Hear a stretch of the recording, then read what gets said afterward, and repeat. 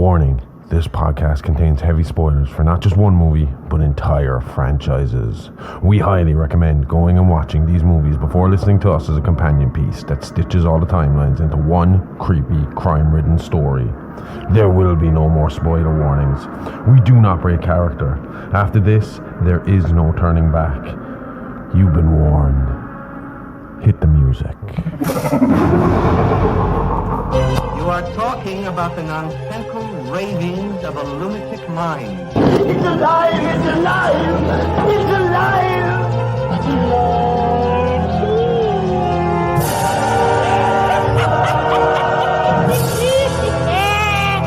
It's alive! It's alive! It's alive!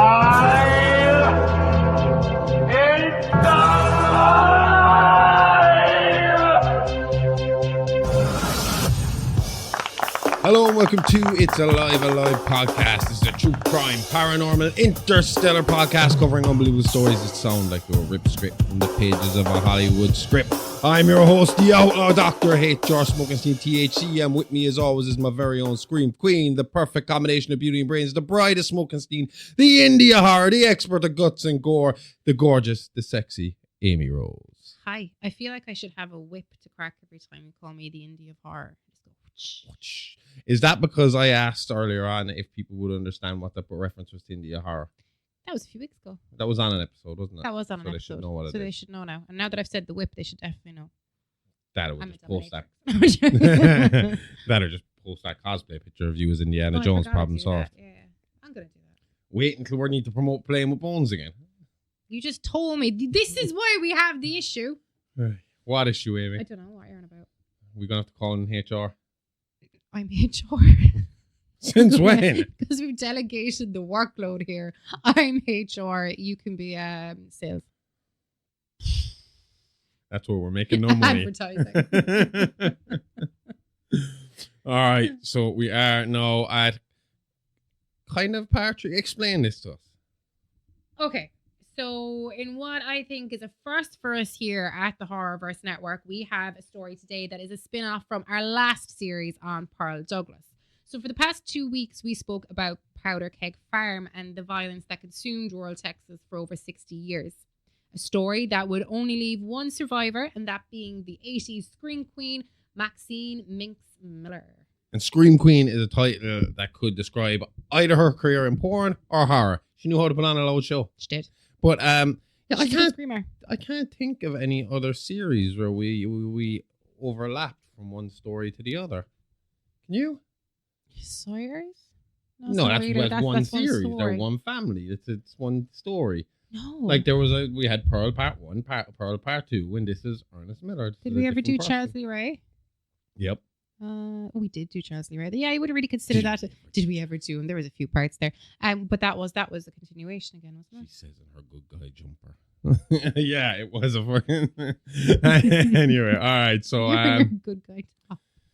So okay, yeah. So we're ready to go. Okay. Yes. So yes, so she was a loud girl. Yeah. She knew how to. She had a fine set of lungs on her when it Mhm. came to acting in any manner of acting. Yeah, whether it be. No, I'm just going to stop there. So now, unlike the past 2 weeks where the only source for the story was Maxine herself, this week was a plethora of witnesses, victims, and killers. So we're not solely relying on Maxine for the story here. Saying that, whether all the details of the past 2 weeks have been 100% accurate or not, the woman spins a good yarn. Yeah. The tale of Pearl Douglas is a crazy one, and Maxine made sure to get every drop of mental out of the few facts we actually have on that case. And well, if you thought that story was mental, then buckle up, Doc, because this week we're not just talking about serial killer couples with a pet alligator. This week we're talking about Maxine's transition even from adult skin flicks to horror royalty.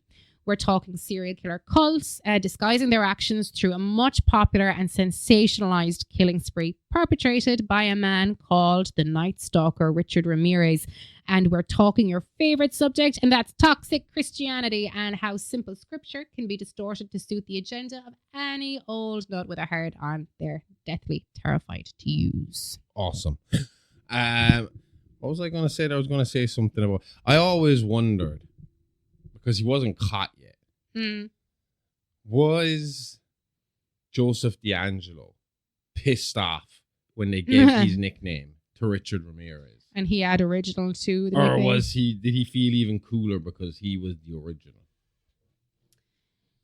Yeah, a lot of When did people they don't start- like being copied though. And I feel like he's the kind of man that might kill you if you copy them. Did the original Night Stalker moniker appear? This would be interesting. When did they start calling him the original Night Stalker? First appeared. Oh! Wrong? Richie Ramirez had the title first. They did not start calling him the original Night Stalker until the early 2000s. Yeah, but is that because they were able to trace back his crimes as a whole way back before Richard Ramirez started? Well, obviously, yeah. Yeah, so maybe that's why they decided original, but... Well, it I don't answers know. my question. D'Angelo wasn't Because- pissed off because he didn't have a nickname yet. So why call him the original Night Stalker if Richard Because Ramirez he had was it the first? original person stalking around your house at night before Yeah, Ramirez did it. I know, but Ramirez had the title first. Because we ran out of fucking serial killer names by the time the 80s came. By the time the 2000s came. I mean, BTK was writing his own in. Yeah, that's- You know they're running out when you got to Embarrassing. supply your own. Anyway, before we get into Maxine and Ernest Miller, I'm going to give everyone a quick refresher on who Richie Ramirez was and what made him so terrifying. That way, we have a bit of a foundation to work on before the Millers, rather than just jumping back and forth between all the crimes, confusing everybody. Mm-hmm. I mean, most people don't know who this guy is, but still. Oh, yeah, but it's nice to give a bit of background. So Richard Ramirez remains one of the most infamous serial killers in American history, a figure whose crimes shattered the sense of safety across California in the mid-1980s. His combination of random victim selection, extreme brutality, and demonic symbolism created a climate of fear that was unlike anything the state had seen before. To understand how he became the Night Stalker, it's essential to look at his early life, the motivations that drove him, his crimes, his capture, and the long shadow he cast over California.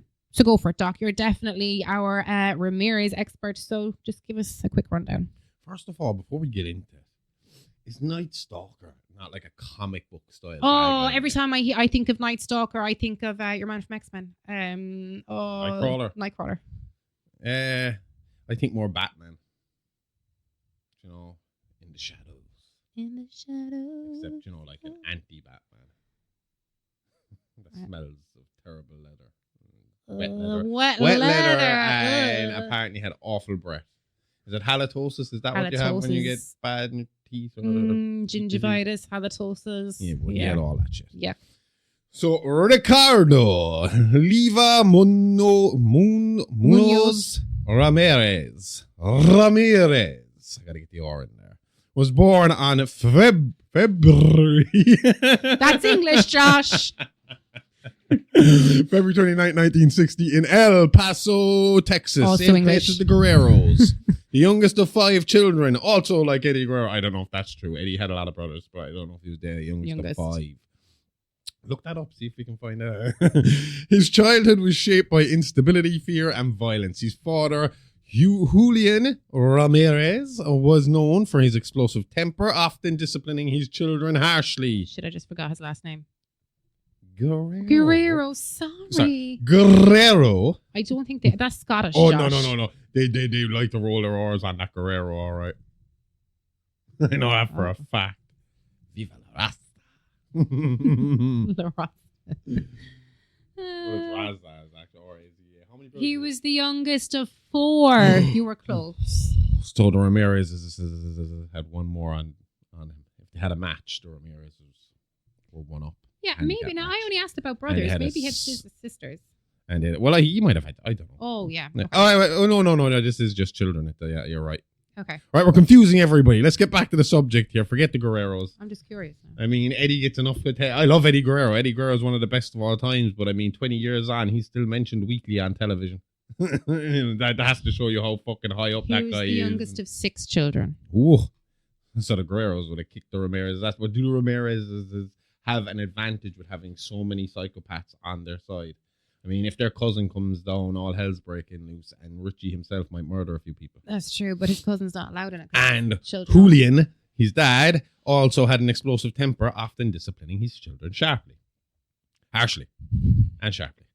Richard frequently fled the house to escape the beating, spending nights outside or with friends, learning early that the darkness felt safer than home. This guy's just fucking Batman waiting. Absolutely. If he had just taken one turn towards the light, this guy would have been Batman. I was born into the darkness. Oh, he's Bane. Bane, that's who is the darkness. I was born in darkness. You simply inherited it. One of the most pivotal influences in Ramirez's life was his cousin, Miguel Mike Ramirez, a Green Beret veteran who had returned from the Vietnam War deeply traumatized. Well, the Green Berets are particularly vicious, certainly. Marine style. Yeah, not vicious, but you know what I mean. Well, I mean, Predator, Arnold Schwarzenegger's He's group a Green of Green Beret. Berets. Yeah. So Mike exposed Richard, then only 12 years old, to graphic Polaroids depicting rape, murder, and torture of Vietnamese women. Instead of shielding a child from horror, Mike glorified it. In Richard's presence, Mike shot and killed his own wife during an argument, and the boy watched her collapse to the floor. This moment carved a lasting psychological scar. But especially if it's somebody that you look up to, you're going to think, well, oh, this is just a common thing. Batman watched both his parents get shot down in front of him, became a vigilante. That's true.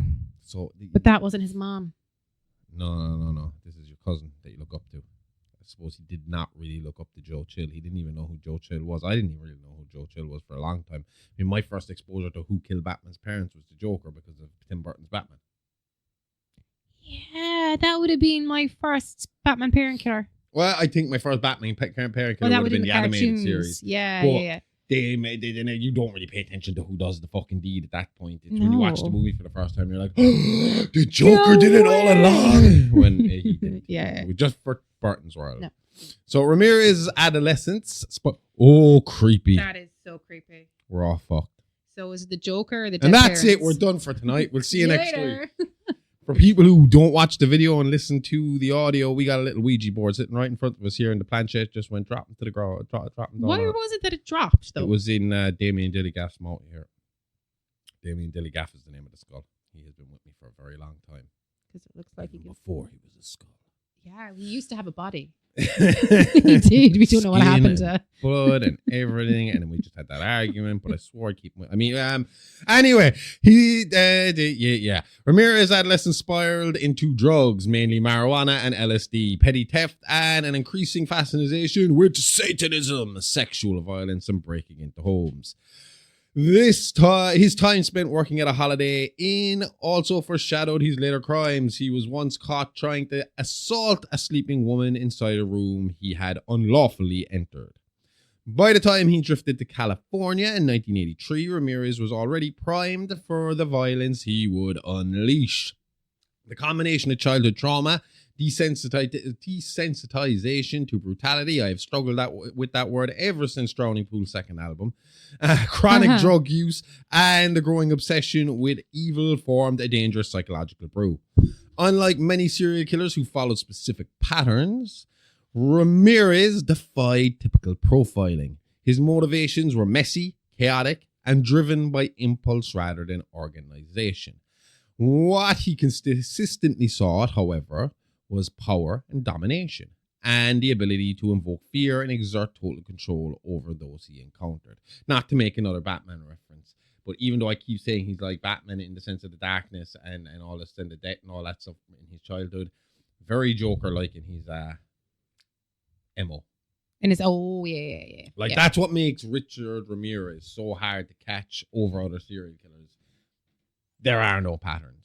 This guy is happy to kill women, children, adults, old people, couples, singles. Sometimes he won't kill you. Sometimes he'll just rape you and leave. Not to profile, but would he be originally from South America? Because they have a lot of the most vicious. Texas. El Paso, Texas. No, but I know that. But say his family. Do you know would they have come from? Because generally El Paso and Texas in general are right on that Mexican border. Oh, okay. Tex-Mex. Texarkana. Do you know, they're really, there's just a border between them. Okay. this is why the Texans are so gung-ho about their walls and all that shit, you know? Because they're the ones that literally have them coming in. And then you have like New Mexico all around the south and all that area. And I mean, technically, Texas and Los Angeles, all that belonged to Mexico originally. Oh, is that what the Alamo was about? I have no idea. Okay. His obsession with Satanism gave him a symbolic framework. He used it not only as a personal belief system, but as a weapon, carving pentagrams, demanding victims to swear to Satan, and taunting the public with occult imagery. While experts often argue Ramirez's Satanism was more performance than theology, it undeniably emboldened him and amplified his notoriety. And what a fucking time to be doing it the 80s, huh? Mm-hmm. Woo! They were all about Satan back then. Yep. Ramirez was also driven by opportunity. He didn't stalk in a single type of victim. He attacked the elderly, children, couples, women alone, just like I said. Anyone whose home he could infiltrate easy. This unpredictability made him especially terrifying. Basically, if he found an open window, he found an open door, you're the victim. Yikes. That's all he needed. Open door. He wasn't like fucking Dennis Rader with his PJs. You remember what PJs are? Yes. Pajamas. They're his projects when he was pretending to be a like 007 agent following people. What a fucking tool. Yup, he was so fucking lame. His PJs. No way. PJ masks. Ramirez's crime spree officially began in 1984 and escalated dramatically in 1985. His method was simple but devastating. He broke into homes at night, usually through unlocked windows, and attacked whoever he found inside. His crimes included murder, sexual assault, child abduction, brutal beatings, and theft. Unlike other serial killers, Ramirez did not restrict himself to one area of California. He roamed freely, hitting Los Angeles, the San Gabriel Valley, and later communities around San Francisco. The level of violence varied from case to case, but all shared his signature randomness and cruelty. He often used guns, knives, blunt objects, or simply his hands. In several cases, he raped the victims, but spared their lives, only to murder someone else in a different home later that night. He taunted police and media, leaving symbols and messages meant to instill fear, and as the crimes mounted, detectives saw increasing connections. First, it was the shoe prints. Mm-hmm. They kept finding the same shoe prints at the place. And the mayor at the time, I think, fucked it up for them by announcing on the news that they had found the shoe prints and named the brand of shoe. And Richard Ramirez took his shoes off at that moment and threw them over a bridge. Ballistic matches and a consistent entry through open and unsecured windows. The press branded him the Night Stalker, and the name stuck because synonyms with nocturnal terror sound cool. Sure do. Ramirez's downfall came not from careful police strategy, but from a crucial mistake. After one of his attacks in 1985, his fingerprints were recovered from a stolen vehicle left behind at the crime scene. His prints, already on file from earlier arrests, identified him. Now, before we get into how he got caught, right, this is fucked up as well, right? This is crazy. Richard Ramirez got pulled over in a stolen car after, like, one of these crimes, and directly asked by the police officer, messing jokingly, "You're not this Night Stalker guy, are you?" And Richard was like, "Oh no, wouldn't want to meet him." And then he was left going, his stolen car. I'd leave that cop go as well, to be honest. So on August 30th, 1985, his face appeared across newspapers and on live television. He had been on a trip to Arizona to see his sister, answering the question. Yes, Ramirez had sisters. Visiting his sister. He was basically trying to get out of there because the heat was, he could feel the heat coming, and it was like, maybe Arizona's I should go on a right trip to for a go, week or two yeah. and then come back and see what's going on. Gone for What more he than didn't a know week. was while he was gone, they had identified him. So he walks into a convenience store and saw all the customers staring at him in recognition. He'd have been jumped here. Then he looked down and saw his face all over the newspapers. Yeah.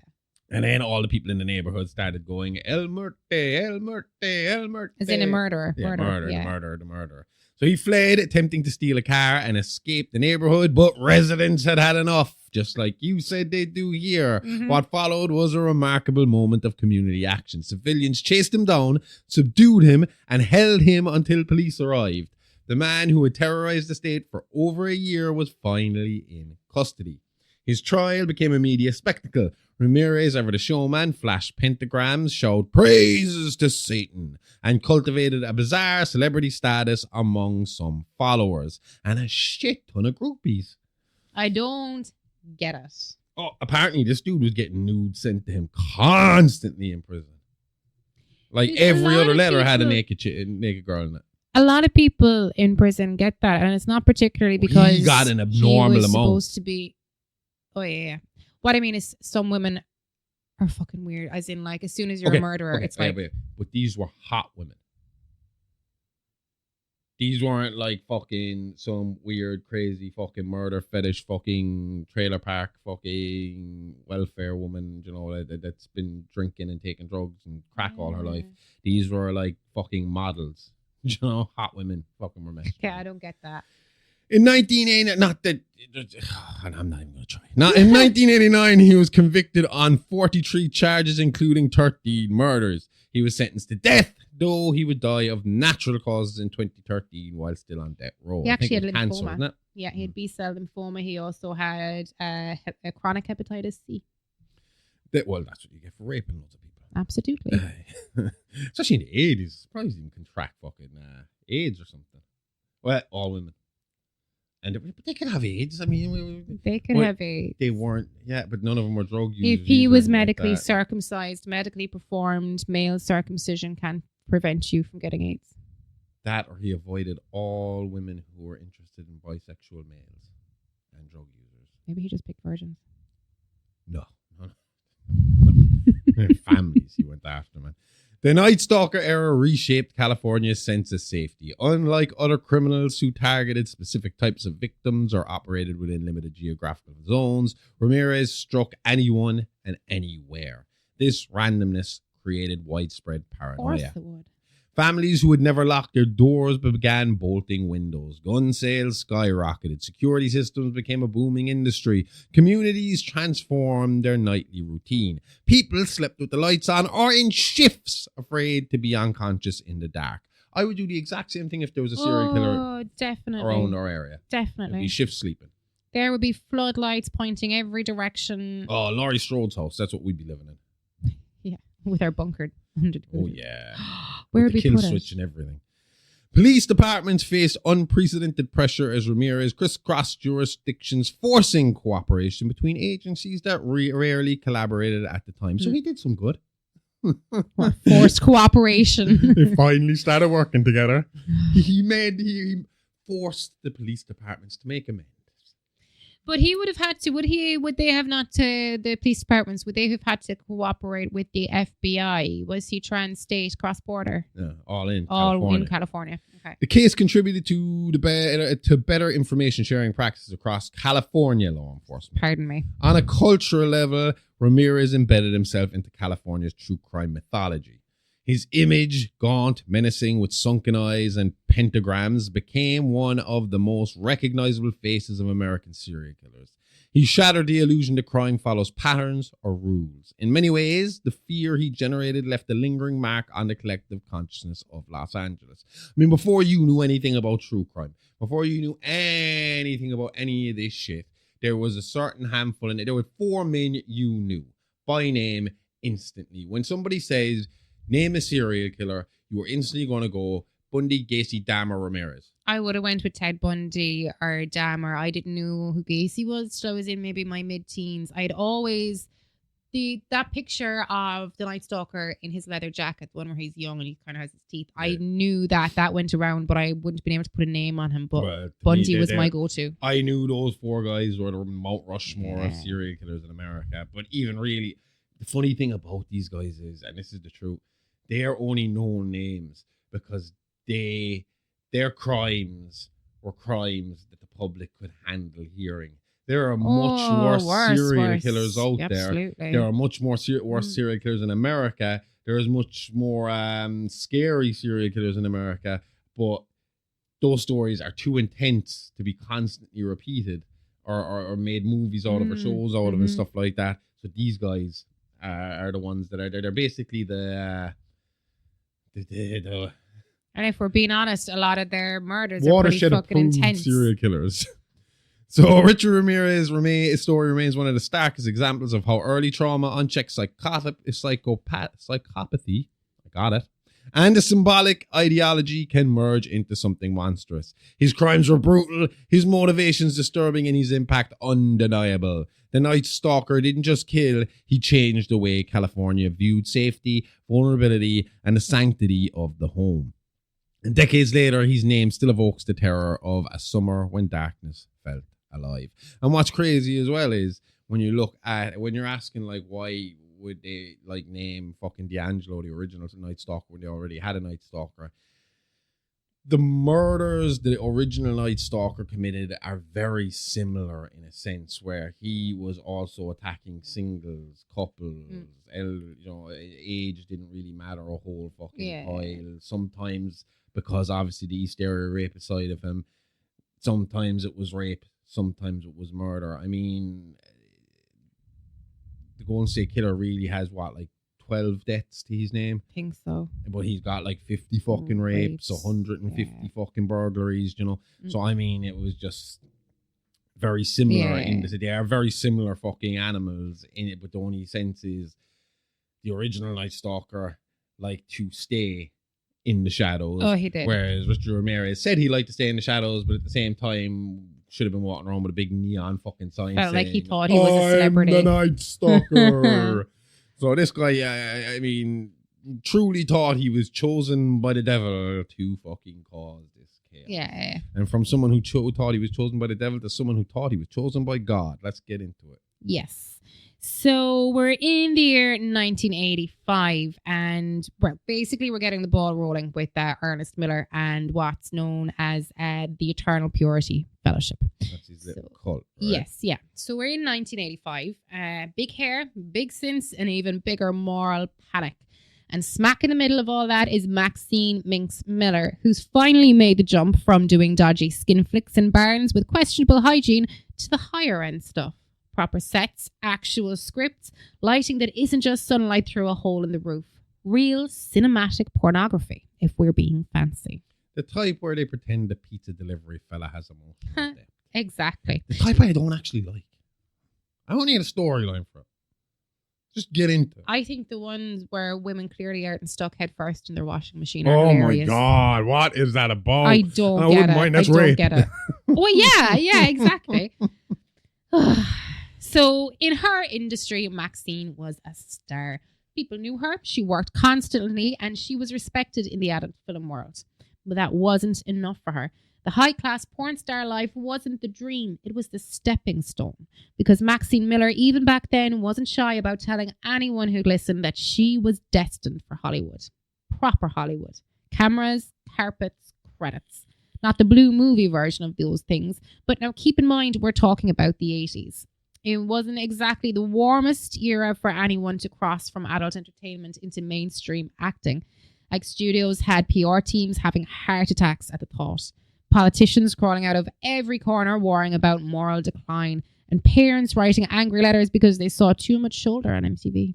It's kind of like, for them to transition over in the 90s, it was still, even when they were more popular, because you'd see them on wrestling and stuff like that. It was still for shock factor, because 90s TV was all about the shock factor. But they wouldn't be getting like a fucking role in the Titanic that year, that fucking decade. No. The low budget horror was the next stepping stone for anyone in that kind Or of business. low budget Oscars. Yeah, or porn, wrestling.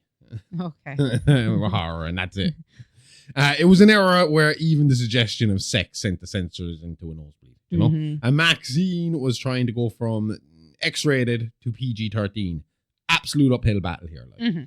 But if there's one thing about Maxine Miller that's been consistently true since the day she was born, she's as stubborn as sin. Raised under her father Ernest Miller's religious boot, she'd fought her way out of control, out of shame, out of that cult-like purity nonsense. And the moment she got free, she locked her sights onto Hollywood like it was the promised land. And honestly, her story mirrors Pearl Douglas's in a lot of ways. Just a generation later, with society slightly more tolerant of women trying to carve out her own path without the permission of a husband or a father. Yeah, Pearl ran so Maxine could do lines in a nightclub while yelling about stardom. Progress, baby. Exactly. And as we go along, you are going to see a lot more fucking parallels between the two, even down to heritage when we get into where Grandpa Miller was from. All right, let's keep going. Okay. Well, it took Maxine some time. Auditions that went nowhere. Producers wouldn't even let her in the building because of her past. Doors closed in her face before she even touched the handle. But she kept grinding. And finally, she got a shot. An audition for The Puritan 2, a sequel people had been fighting to get made since the original back in 1980. And the director, Elizabeth Bender, who did the first film and was desperate for a second hit the second time around, watched Maxine's audition tape and championed her straight away. She fought back against studio pushback. She argued her corner, and she practically had to drag the producers into the room and force them to consider Maxine. I've seen the audition tape myself, and look, she gave it everything. Total opposite of Pearl's dance audition, where the whole room saw a disaster. Maxine actually nails hers. Confident, emotional, present, proper actor stuff. She even managed to get some tears rolling on cue, which was a big thing. Oh, it is, especially if you can cry from both eyes. It was with two eyes, yeah. Oh, cool. At the same time. Oh, talent. And because Bender had risked her neck for Maxine, this role suddenly became everything. Maxine's first real chance to prove what she'd been shouting at the world for years, that she wasn't just a porn star. She was a star, full stop. Her future was hinging on this, and the pressure wasn't just high, it was suffocating. But here's the thing. While Maxine was looking ahead to the bright lights and the premiere nights, something from her past was quietly crawling up behind her, ready to knock the whole dream sideways. A ghost from before the sequence, before the stardom, and before the stage name. And to understand what's about to hit her, we need to go back, way back, to the days before Maxine Miller was Maxine Minx, to a childhood spent under Ernest Miller's thumb, the early days of his Eternal Purity Fellowship. Christian cult vibes before it was cool. So before we get to the Maxine we know, the glamorous, coke-fueled, neon-soaked starlet of 1985, we need to wind the clock back all the way to the man who shaped her entire existence, Ernest Miller. Ernest was born in 1925 to strict fire and brimstone German Christian immigrants, the type of family where smiles were suspicious and joy meant you were probably sinning. His father, Hans Miller, or Miller, as Ellis Island decided he'd be called, was a preacher himself.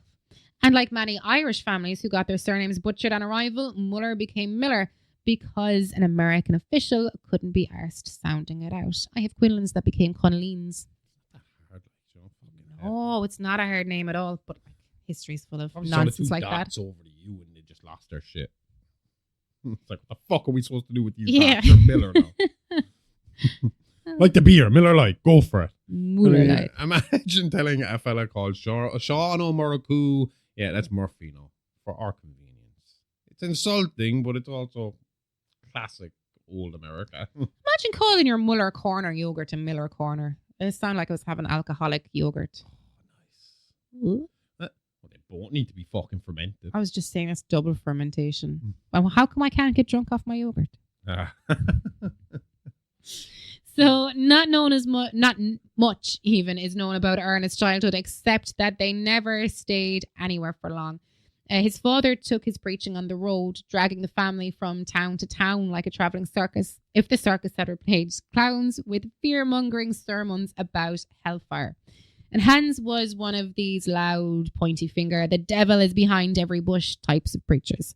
Everything was sin. Fun was sin, music was sin, wearing the wrong shoes on a Sunday was probably sin. Life in that house was only meant to be lived for God and God alone. And here's where the parallels with Pearl Douglas shows up again. German roots, check. Hard work as devotion, check. Religion weaponized as like a sledgehammer, big old check. And hang on now. Let's just take a look back at the last few months of what we've discussed. A lot of German roots. Pretty sure the Bates has had some in there. Fucking Geen. Augusta Geen was a fucking lunatic. You want to hear more about her? We're going to give you that for free in 2 weeks' time on Christmas Day? I'll tell you. Christmas Eve. The day after Christmas. Yeah. St. Stephen's Day, Boxing Day for you Brits. We will be, instead of putting out an episode because we're going to be hungover and full of fucking turkey, we're going to give you the 2-part on Ed Gein that we did on It's Live Action. That's what as one whole part. Saturday. This Saturday, It's Thursday. Thursday is when the live action comes out. So that's not the day after Christmas. The day after Christmas Day is a Saturday this year. No, it's not. Yeah, Christmas Eve is a Thursday. Christmas Day is a Friday. Well, look at that. What month was I fucking Probably November. All right, so on Christmas Day, you get to listen to Ed Gein stories. It's a lie. Or Christmas Eve. What a day. Christmas Eve is the Thursday. God damn it! Get this right. We need to get a a live calendar action in is here. usually out on a Thursday, and it's in a live action episode. And I know it's coming out on a Wednesday it's already out. If you want to pay for it, but just wait, and in 2 weeks we'll give it to you for free. There, on like Christmas it plugged Eve, done. which is a Thursday. Yep, sure. 24th problem. of December before Josh. Either way, German parents, stop being so harsh on your kids and fuck the religion out the door because they're only killing people afterwards. Yeah. Or starting religious cults. So Ernest didn't just absorb his father's teachings, he worshipped Hans like he was God's right-hand man. And by 12 years old, Ernest had already become a youth pastor. 12. Like most kids at that age are worried about their homework and sweets, but Ernest was worried about the souls of children burning in eternal damnation. He swallowed every word of his father's fire and brimstone nonsense and held it close like scripture. The Bible to Ernest wasn't stories or allegories. It was a literal instruction manual, step by step. No interpretation, no nuance. And as he grew up, the devotion didn't mellow. It calcified. His disgust for society grew the same way rust takes over an old car. Slowly, steadily, and totally. By the time he reached adulthood, he was convinced the world was rotting. Every generation was filthier than the last. Every cultural shift, music, fashion, sexuality was proof that God's creation was sliding straight into hell. Yeah, if Ernest could see today's world, huh? Porn in your pocket, pride flags everywhere, and half a TikTok walking around with their ass hanging out. The man was spontaneously combust. I love it. He'd be a coronary wrapped in a stroke, wrapped in a meltdown, to be honest. And meanwhile, the rest of us are just living by mind your own business and let people be happy. Live and let live. So eventually, Ernest was paired, and I do mean paired, with a young woman named Mia. So calling it a marriage, that would imply choice. This was more of a spiritual, arranged matching scenario cooked up by Mia's parents and Ernest's father, Hans.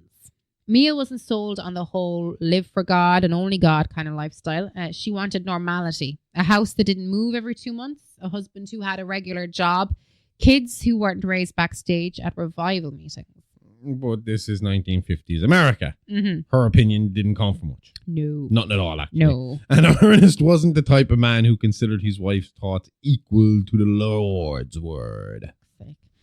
So they married in 1950, and then by mid-1951, Mia was pregnant with what would be her first and tragically her only child. The pregnancy was rough from the start. Severe complications, exhaustion, stress, and all of it made worse by Ernest's refusal to allow medication, doctors, or anything he considered interference with God's will. God, one of those people. Yep. And to that, add to that is the constant travel of Ernest roaming church, and the whole thing was just a disaster waiting to happen. And sadly, it did. In 1951, at just 21 years old, Mia died due to complications during childbirth. A young woman who wanted a normal life got none of it. She left behind a newborn daughter, a daughter Ernest Miller named Maxine Miller. From day one, Maxine's life started with trauma and religious madness. No wonder she ran for the lights of Hollywood. And with Mia gone, Ernest was left as a sole guardian and sole influence over the girl who would grow up to become Maxine. Well, that's with 3 X's. Yeah. And that is where things really start to twist.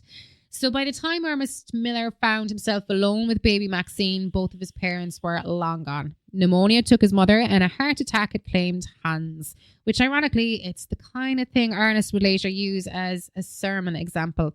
The Lord taketh when we stray from his path. Convenient, considering Hans was literally preaching when he keeled over.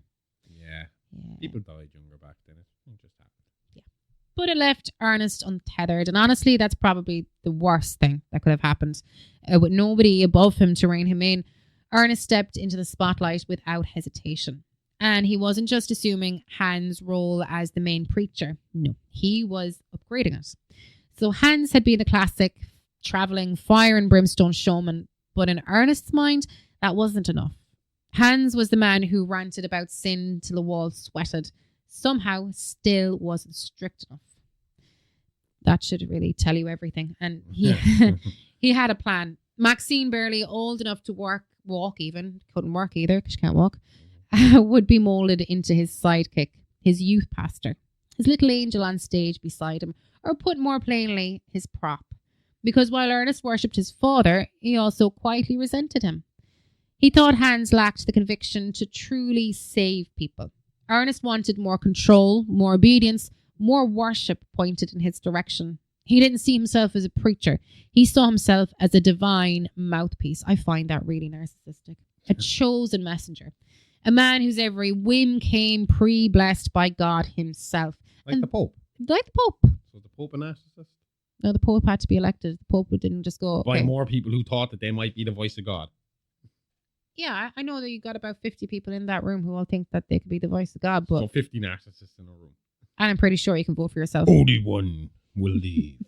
Oh. That's how we decide the next sword. Pope. That is how we decide the next Pope. Battle to the death. Hi. There can only be one. Only if like a queen. Then you send Raid out the fucking chimney. We found a new Pope.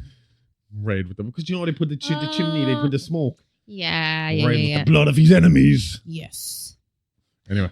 So, Maxine was paraded around like a holy sideshow act, singing hymns and doing cutesy routines while Ernest passed the collection plate.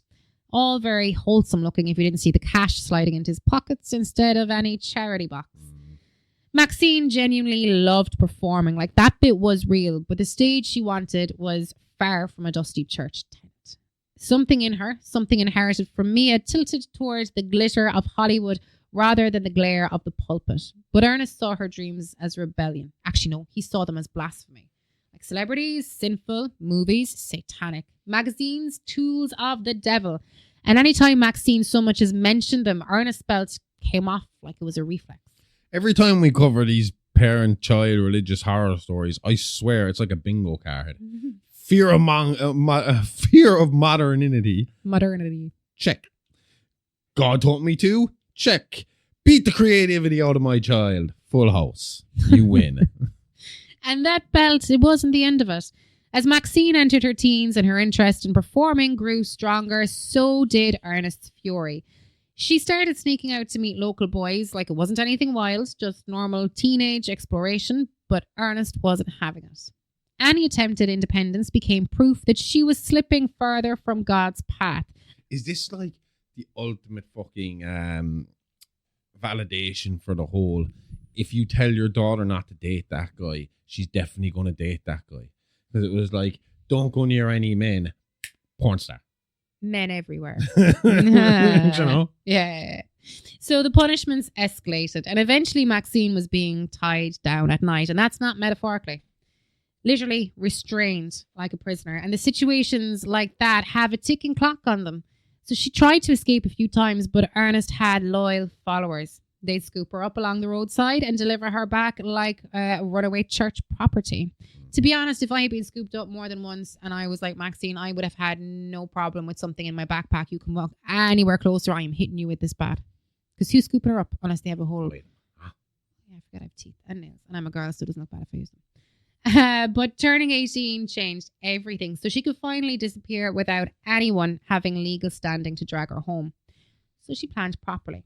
And this time she had help. A local lad, the kind she'd been sneaking out to see, had a battered old VW van. They sorted out a date, a route, and the whole getaway. And when the moment came, Maxine was in that van, speeding toward freedom before Ernest even had a time to work himself into a sermon about it.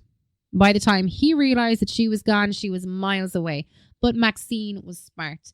and the vanish had to be clean. So once she was far enough away even, she ditched the lad, nicely mind you, and hopped on a bus to Dallas to disappear entirely. I'm sure nicely, yeah. Fucking, I got you all this way, now you're going to leave me, huh?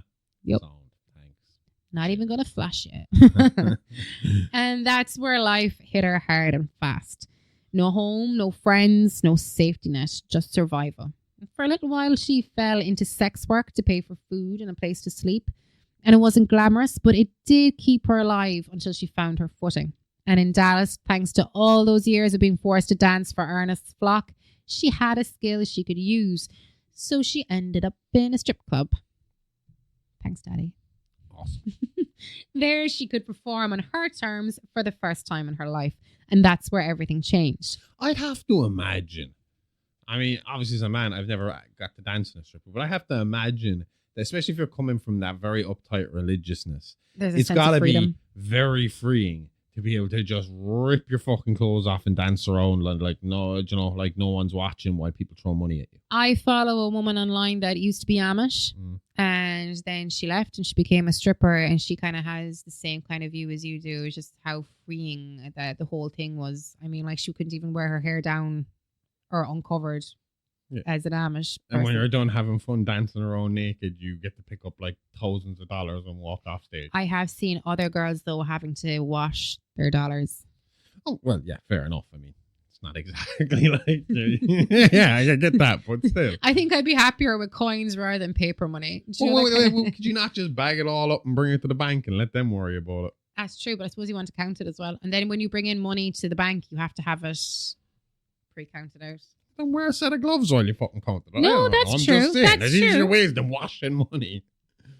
Weirdest case of money laundering I've ever come across. Literally laundering it. Right. I wonder what detergent she used. So this is where she meets our charming grifter, Wayne Gilroy. Yes, and that's when everything changed. So that club had a manager, as you said, a charming grifter named Wayne Gilroy.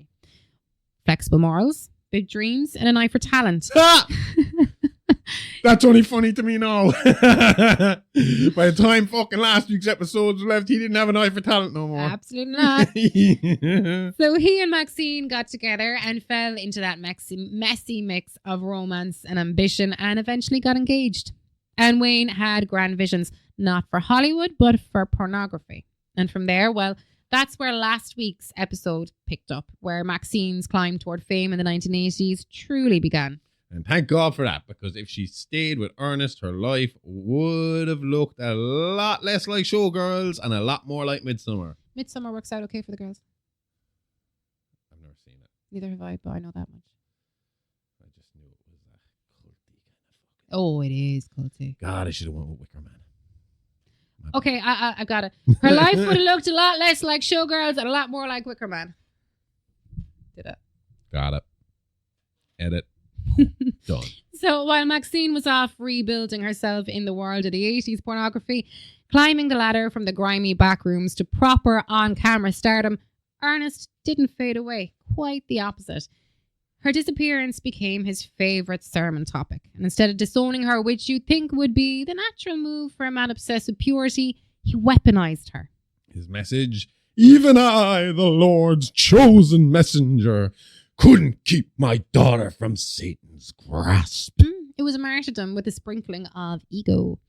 So he paraded his childhood photos of little angel-faced Maxine across his sermons, holding them up like tragic relics. If someone as good, pure, and obedient as his daughter could be taken by Hollywood sin, then nobody was safe. Classic televangelist playbook. Feel sorry for me, then put your money where the pity is. Exactly. He spun her escape into a propaganda machine, and don't think for a second Ernest didn't know exactly what Maxine was up to. He wasn't an idiot, he was just mad. He figured out her career path pretty quickly and then folded neatly into his crusade. That is like the worst mix as well. Like when people mix up the fact that like when they think crazy people have to have low IQs, and it's like, that's not necessarily the case in most cases. Again, Ted Bundy could have been a solicitor if he wanted. Could have been a lawyer if he wanted to. The judge that sentenced him to death fucking praised his ability in the courtroom. He had the air of like a district attorney office. Just because you're crazy doesn't make you a dum-dum. No. But the more Ernest ranted about her fall into corruption, the more emboldened his followers became.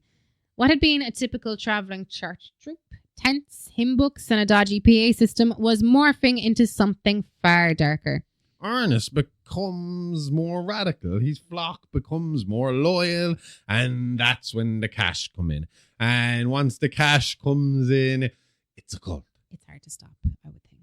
No. Listen to me, people. When they start asking you for your money, it is a cult. Do you know what I noticed? There is no God that requires currency. They can't spend it down here. When we were younger, they used to pass around the plate at Mass. I don't see them do that anymore.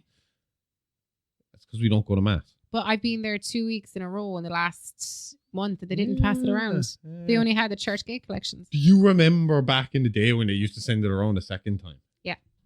Yeah. Do you remember when they stopped letting people go down and shoving it in your face and you to pass it around? I'd say they had to do that because people were obviously keeping track in their head of, okay, that person didn't pay when I handed it to her. That person didn't pay when I handed it to him. Of course, it had to be anonymous. Anonymous. Yes. So Ernest convinced him that he was a modern prophet, the new Messiah, and they bought it.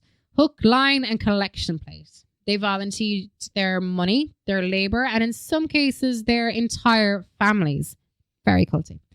All for Ernest's divine crusade.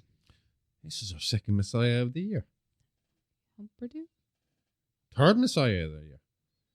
Because didn't Klaus Star, well, he was going to use Jesse Custard as a Messiah. He wasn't. He was, Messiah. yeah. Is Humperdinck a Messiah or is he just the child? If we are to believe the story we told, which again we obviously said was a conspiracy, so we don't know how much of it's true or not, then technically he was the descendant of the Messiah. Descendant of Christ, yeah. Okay. So where were we? So the money and labor. Yeah, so that money, it went places because Ernest used the money he had been making through the cult to hire a private investigator, a man named John Labatt, who might honestly be the biggest moral contradiction Ernest ever indulged in. Labatt was less detective noir and more human grease stain. He had the vibe of a bloke who showered only when threatened with a hose. And if Ernest was preaching purity, hiring Labatt was like outsourcing to a sewer rat. I mean, imagine Ernest justifying this one to God. Yes, Lord, I needed a PI, but only the most disgusting one available. I suppose he could really justify it, couldn't he? He was like, well, I saw all these very religious, nice PIs, but I didn't want them to filthy their eyes with the sin that I had to have them investigate so that I could take the devil down for you. That's the excuse he used. See, I could talk my way around God. And Labatt made his living even spying on Maxine from city to city. From Dallas, the Powder Keg Farm, Hollywood. Anywhere Maxine went, Labatt was somewhere behind a lamppost, smoking something questionable and scribbling in a filthy notebook. Ernest paid him handsomely to keep tabs on every part of Maxine's life, her career, her friends, her movements, her secrets. And Labatt documented everything, not because he cared, because he was getting paid a fortune by a man convinced he was fighting Satan $1 at a time. Eventually, Ernest knew the moment would come. The moment to make his move and to turn Maxine's life into the centerpiece of one of his moral crusades. But first, he needed to get something else. The right cultural climate. Enter the rising tide of satanic panic. The tabloids were frothing. Parents were terrified. Every crime, every rumor, every shadow was blamed on demons, cults, or the nearest convenient scapegoat. The one fucking thing I will say here, and it's something I have said time and time again, right? Sometimes, whereas I don't agree with their beliefs, sometimes I am, what's the word I'm looking for?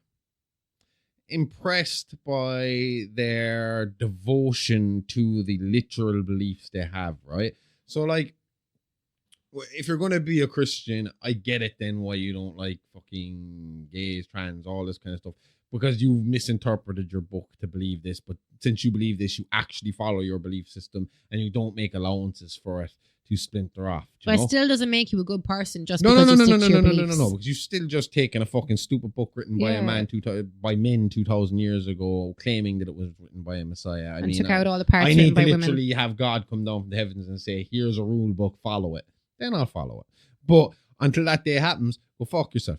But what I'm saying is, he, unlike other cults, most other cults, 99.9% of other cults, would bleed their congregation dry of money and then rearrange all the marriages so that all the men have sex with nobody and all the women have sex with the them. cult leader, like in So he was truly...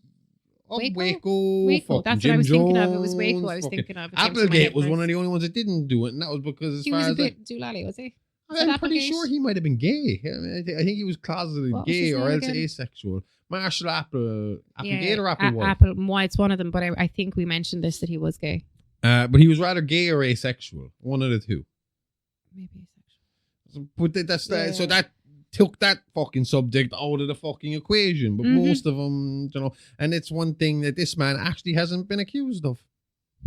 So, Maybe he does have a few convictions. No, but he believes in what he's in the shite he's talking. And just because you believe in it doesn't make it right. That's true. That's true. So Richard Ramirez was active at this time. The Night Stalker headlines were everywhere. California was terrified, and Ernest saw opportunity in the fear, and he leaned into it hard. Every sermon became a warning. The devil was here now, and here in America, stalking the innocent, corrupting the youth, killing the pure. And while Ramirez's crimes gripped the nation, Ernest fed his audience a buffet of moral hysteria, and all while sitting on a goldmine of dirt about his own daughter. Maxine didn't know the details yet, but she wasn't stupid. She could feel it. The sense of being watched, the whispers, the sudden leaks, little bits of her past from Powder Keg Farm popping up where they shouldn't. The awful truth was circling her, slow at first and then faster.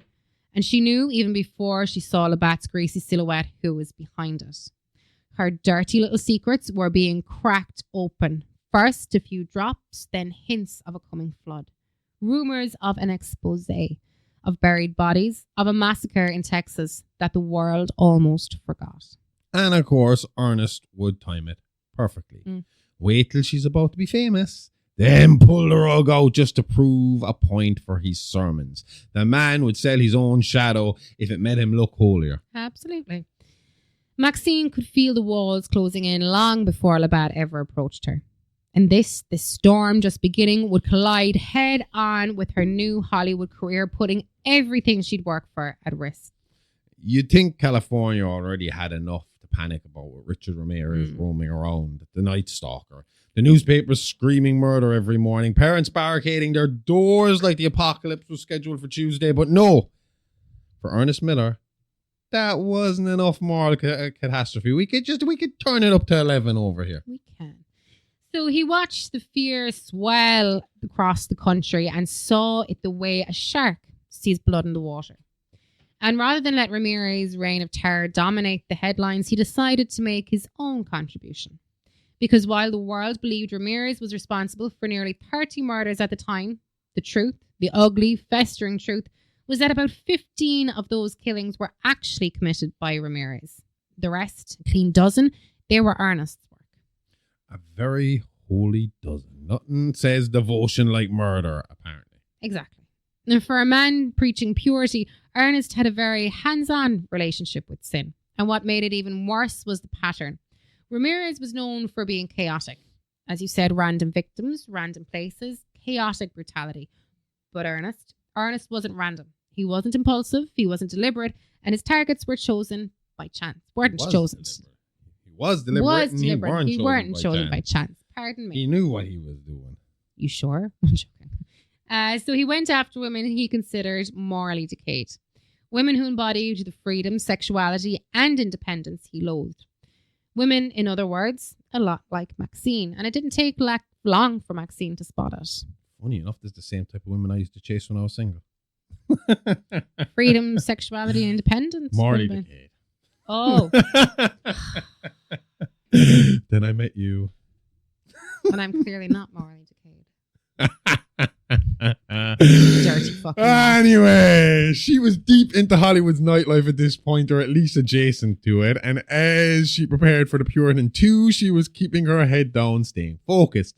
Producers were having those big Hollywood Hills parties, the kind with pools, neon lights, mountains of cocaine, and movie executives sliding around like greased eels. Her friends in the industry would invite her along. That's the porno industry she was still involved in. Maxine, come on up to the hills tonight. Big producers party, networking, drinks, and a bit of crack. Come on, let's go. The Americans really tell her there'd be a bit of crack. Nah. Well, not the C-R-A-I-C crack. Not our crack. Their crack.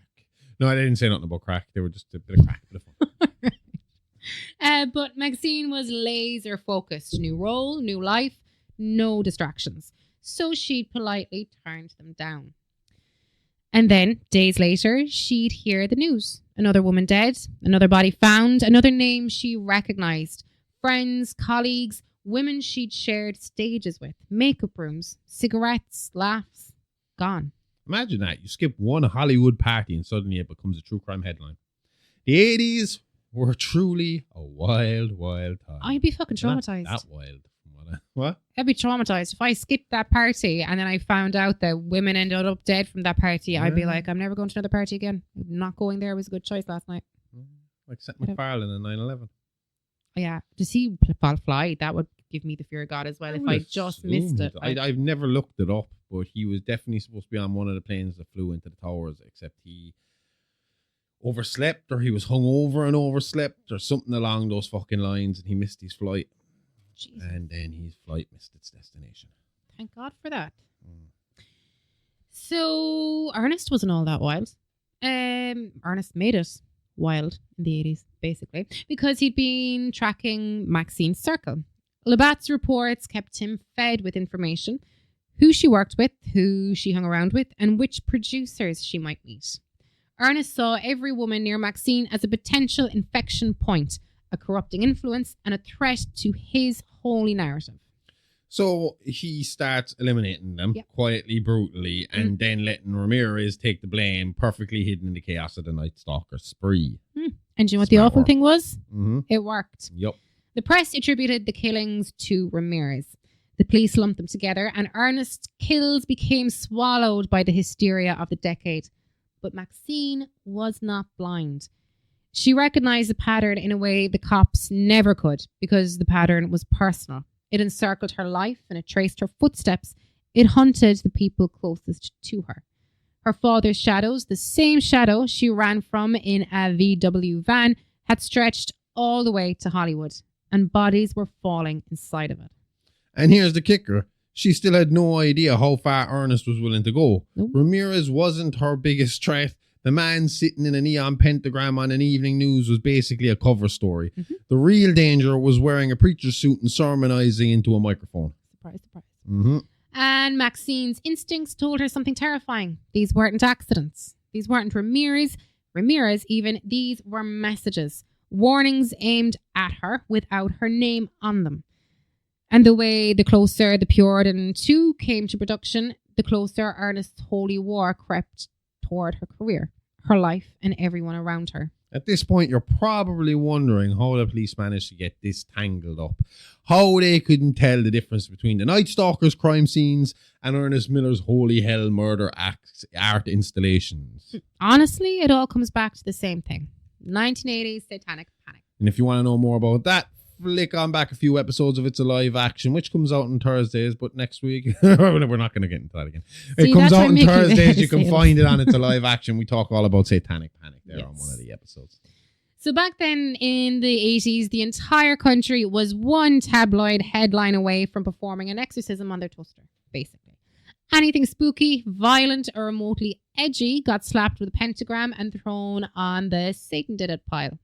And Ramirez absolutely fed into that. He left his victims where they fell. He scrawled pentagrams on walls. He shouted things like, "Hail Satan," or "Don't swear to God, swear to Satan," at terrified survivors. So when another killer, Ernest, began carving pentagrams and staging bodies, well, the cops basically went, sure, look, it must be all the same lad. To be fair, California barely wanted to admit they had one satanic killer. Cops don't want to own up to that at all. No. 2 would have made them pack up the whole state and move it somewhere safer. Yeah, exactly. Probably not a bad idea. And technically, there weren't 2 satanic killers because only one of them actually believed in Satan. Ramirez was sincere in his madness. Ernest, meanwhile, was using satanic imagery like a stage prop while privately thinking he was God's special little avenger. But among the chaos, there were 2 detectives who weren't buying the official story. Detective Michelle Williams and Detective Bobby Torres. They saw differences immediately. Ramirez's scenes were frenzied, messy, and impulsive. Ernest's were carefully arranged, posed, and theatrical. Post-mortem mutilations, ritualized staging, and deliberate symbolism. 2 killers. Clear as day, but just not clear to their bosses. Well, I mean, like, for one, I don't think I remember any scene where Ramirez removed the body from the place he killed them. I don't think he ever took them from a house. I don't think he ever staged them anywhere. I think it was just basically kill and went. They'd move on to the next one. So if the higher ups had listened to even one episode of this podcast, we'd have solved this case sooner. Yep. Just saying. Yep. You know? Use us. We're a tool. We can help Speak you. for yourself. Williams and Torres began noticing something else too. A link between the stage victims and a rising Hollywood star, Maxine Minx Miller. Names kept circling back to her social circles. Women she knew, women in her orbit, and women Ernest considered corruptive influences. So they tracked her down to ask her what she knew. But before they could get to her, Maxine got a package. Just a VHS tape inside labelled as police evidence, which told her straight away how deep Ernest's fingers reached into places they shouldn't be. Ew. She popped the VHS into the player, and suddenly the farmer's daughter flashed onto the screen. Queued up to her scene, the one with Jackson Hole, the one we talked about last week. The scene where she gave a little extra showmanship for her unexpected elderly audience, including in the Peeping Pearl. Having that tape in her living room was like finding a loaded gun pointed at her future. Peeping Pearl. Sounds like something you could call fucking clitoris. I was just thinking that. The Peeping Pearl. Find the Peeping Pearl and all your wishes will come true. That's actually kind of funny because a clam is another word for your vagina. Yeah. The pearl, the clam. Yeah, that's disgusting. Attached was a message telling her to meet John Labatt, Ernest's pet sleazebag, at a restaurant, and so she went. And Labatt, with all the charm of a damp cigarette, laid it out. Ernest wanted a meeting, and if Maxine refused, he'd leak the tape. Public humiliation, career destruction, all wrapped in God's love, of course. Maxine being Maxine, she told him exactly where to shove his tape and walked out. Fair play there. Mm-hmm. If there's anything stronger than her willpower, it's her ability to tell a creep to piss off. Yep. But when she got home, another tape was waiting, and this one wasn't a threat. This one was horror. It started with the footage of her friends, the ones who invited her to the Hollywood Hills party, sprinting for their lives, panicked, screaming, being chased by masked men, even. It's really hard to keep up with Maxine the whole time, and then you get masked. Then there was a cut. So suddenly the women were tied up in what looked like a cheap hotel room, sobbing, begging, terrified. And one of them was dragged into another room. We don't see what happens, but we hear it. The pleading, the screaming, the violence behind the wall. And the next morning, the bodies of Amber James and Tabby Martin were found near a graveyard. Hog-tied, mutilated, marked with satanic symbols carved into their skin. So this wasn't Ramirez. This wasn't random. And it wasn't a warning. It was a declaration from Ernest directed straight at Maxine. Because these were close friends of Maxine, or colleagues, people she worked with. Absolutely. And now the game wasn't just personal, it was escalating rapidly. Or now the game was getting personal. I mean, this was getting dangerous for Maxine. It was. I mean, she knew, she could feel it. She knew, she had to know it. Well, she did know at this stage. She'd spoken to the back. So now she knows what her father's capable of doing. Yeah. Got to ramp shit up a little bit for her. Exactly. And if Maxine was furious before, What came next pushed her straight past rage and into that cold, clinical place where revenge starts to look like a career strategy. She wasn't going to the cops. She wasn't hiding. She was going on the offensive. And the first step, bringing in someone she actually trusted, Leon Green. Leon wasn't Hollywood. He wasn't a producer or a director or some sex pest agent with a casting couch and half a conscience. He worked downstairs at the video store under Maxine's apartment, like a pure film geek. He lived and breathed movies. The kind of fella who could tell you which Italian giallo director used what brand of fake blood by taste alone. And Maxine knew if anyone could trace the origin of the cursed VHS tape being used to psychologically torture her, it was Leon. He's the kind of lad where, that we'd all have been mates with. Our kind would have been mates with. Yeah, he knows every frame of cinema ever made. No social skills, terrifyingly organised, alphabetised shelves. The type who gets genuinely offended when someone calls The Thing a remake. While Leon got to work, Maxine threw herself back into filming The Puritan. And that's where she met the franchise queen herself, Molly Bennett. Old school screen queen, the kind of woman who survived the 70s and 80s horror circuit with only moderate emotional scarring. Molly sussed Bender's directorial tantrums immediately and tried to mentor Maxine a bit. Shared war stories, gave her survival tips, and then as a bit of a peace offering, she invited Maxine to a party in the Hollywood Hills. Big producer, big opportunity, and a big chance to make connections. Maxine turned it down. Again, she had lines to learn and mysteries to unravel and dead friends to avenge. And also, come on. I mean, how did Maxine not call this one at this point? You know? She had to see it coming. Oh, we know the yeah, party invite is basically the kiss of death in this film. The people involved in this film or involved with Maxine in general. Come to the Hollywood Hills, she says. It'll be a good crack. She says, no, it won't, Molly. You're all going to fucking die. Yep. It's going to turn into a crime scene. The last women that went to this Hollywood party are now hogtied in the graveyard. With satanic shit written all over them. Well, that's exactly what happened. It was turned into a crime spree.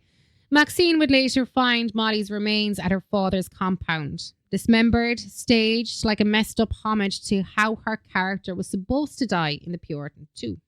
Because Ernest just had to make it cinematic. And as if killing colleagues wasn't enough, Ernest set his sights on Leon next.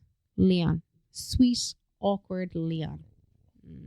Maxine's closest friend and the only person helping her, and the only person in this whole nightmare who didn't want anything from her. To Ernest, Leon was two things. One, someone poking his nose where it didn't belong. And two, a gay man, walking target in Ernest's twisted, holy worldview. Yeah. Because if he didn't like her having porn friends, he definitely wasn't going to like her having a gay best friend. No.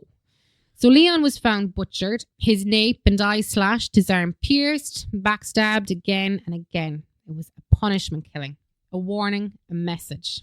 And that's where Maxine snaps. Properly snaps. Like fucking back in Powder Keg Farm fucking snaps, running over people's heads snaps.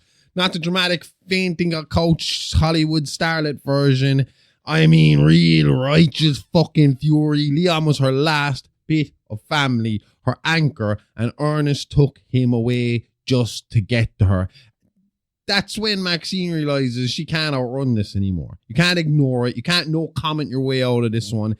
There's only one ending now, and she is going to have to write it herself. And it's a very similar ending to the way it ended when she was on Powder Keg Farm. Yep. So she'd have to rewrite it for her life, for her future, but most importantly, in her eyes, for her career. Yeah. One strange note here. Remember John Labatt that we were talking about, the little weasel who facilitated half of Ernest's torment campaign? Well, he disappears after this. And not lurking off screen disappears. I mean, vanishes, gone. No body, no suitcase, no shadow, no nothing. Hollywood has missing persons, but this man's Houdini himself off the map. Suspicious doesn't even begin to cover it. No. So before he evaporated into thin air, though, he gave Maxine the address to the Miller compound, and that was it. Maxine wasn't waiting. She was marching straight in, ready to end the psychological torture, career sabotage, and general holy bullshit once and for all. But the only problem? she was being tailed. Detective Torres and Williams, still convinced Maxine was somehow tangled up in Leon Green's death, followed her right out to the hills. Maxine arrived at the compound, a mansion built like a cult brochure, and there in his office, she found Ernest, watching old tapes of himself training her as a child. 8 years old, wooden cross, Bible verses, drills, like some deranged priest doing PE. He looked at her and said it like he'd just predicted the weather. I knew you'd come. So that's where Broken Matt Hardy got it from. Brother Nero, I knew you'd come. Yeah. Ernest told her he'd come home to take her home. That Hollywood had corrupted her. That the industry was run by Satanists spreading sex, drugs, perversion, and the usual fundamentalist bingo cards. Well, that's why we all like that industry. Exactly. Anyway. And then he unveiled his masterpiece of crazy.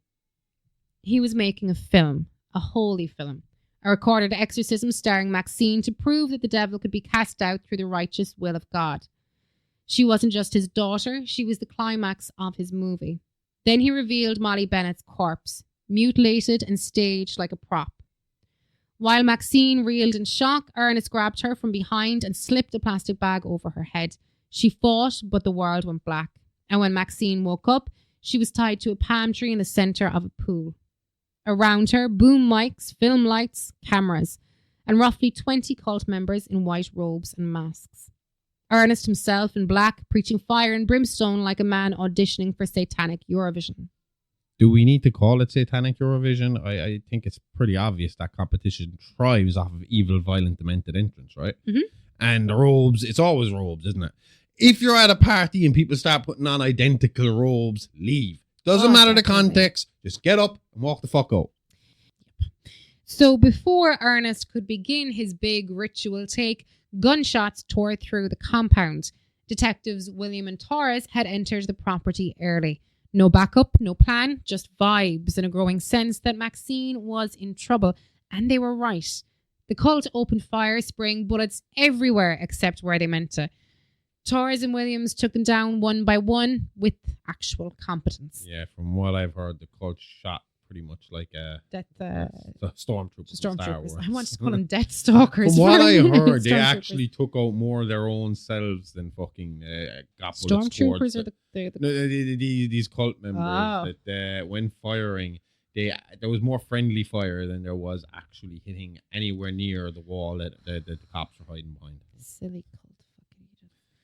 So in the chaos, Ernest did what all good villains do. He legged it uphill toward the Hollywood sign. Maxine freed herself from the palm tree, grabbed a fallen gun, and then ran after him.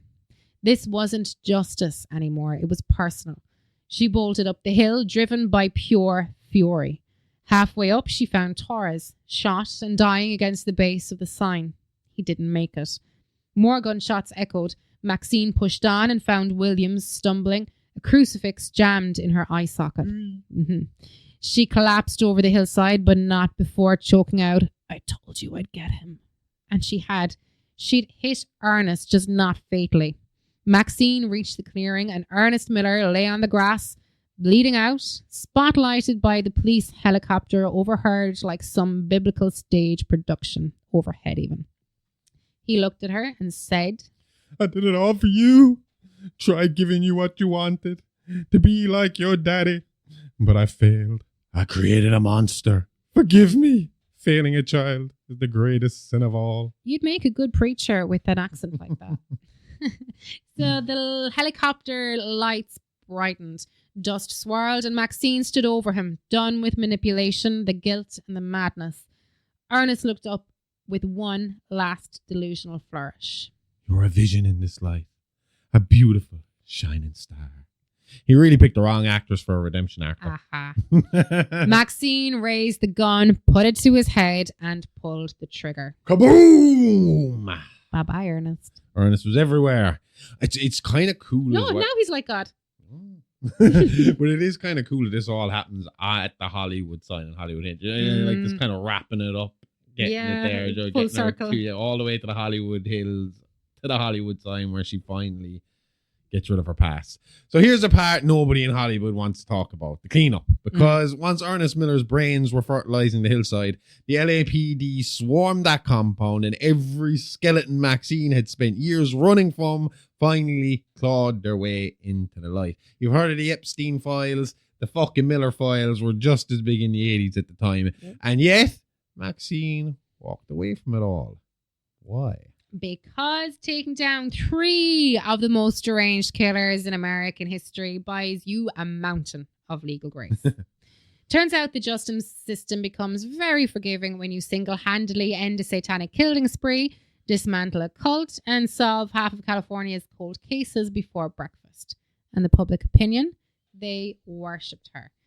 The porn star turned actress turned final girl who survived not 1 but 2 real-life slasher sagas and came out the victorious blood-streaked heroine.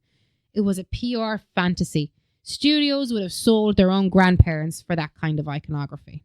Enter Teddy Knight, her Hollywood fixer, a man who could make homicide sound like a parking violation. He brokered a deal with the DA. Full immunity for full confession. Every detail, every tape, every crime she witnessed or escaped, she handed it over. And he packaged it up like an Oscar campaign. And somehow it worked. Maxine didn't just survive, she soared. She finished the Puritan 2 like none of this interrupted her schedule and went on to stack over 100 credits in the horror genre. Slashers, psychological thrillers, anthology pieces. If there was a scream involved, Maxine was there to cash the check. And she even played herself and Pearl in the film adaptations of the best-selling books inspired by her real life. Pearl, X, and Maxine. Meta doesn't even begin to cover it. Yeah. These days, Maxine lives entirely off the rights to her legacy. Conventions, panels, documentary interviews, appearances that sell out quicker than Elvis memorabilia. She's also a heavyweight horror producer, the kind of name that can greenlight a film with a single nod. And in the ultimate power move, she lives in Ernest's old compound. Redecorated top to bottom, of course. All the crosses dumped, all the religious rot wiped clean. What once was a cult fortress is now the home of a horror queen. Maxine never married, and she never had kids. She didn't need to. Her career was always her heartbeat, her lifeline, and her purpose. And that hasn't changed now, even as she approaches her 74th birthday. And honestly, imagine trying to tell Maxine Miller to settle down and live quietly. You'd have gotten shot before you finished the sentence. Exactly. And that's the story of Maxine Minx Miller, preacher's daughter, dancer, sex symbol, survivor, star. She carved her own path. And if that meant going through cultists, killers, and Hollywood sleazebags, well, she carved anyway. A true Hollywood legend. A blueprint for women who refuse to be told no. Proof that even homicidal maniacs can't stop you grabbing the world by the balls and taking what's yours. Awesome. Absolutely. A happy ending to a wild fucking 3-part story that started in 1920s rural Texas. Well, yeah, that's true. I've enjoyed this season, though. Oh, fuck.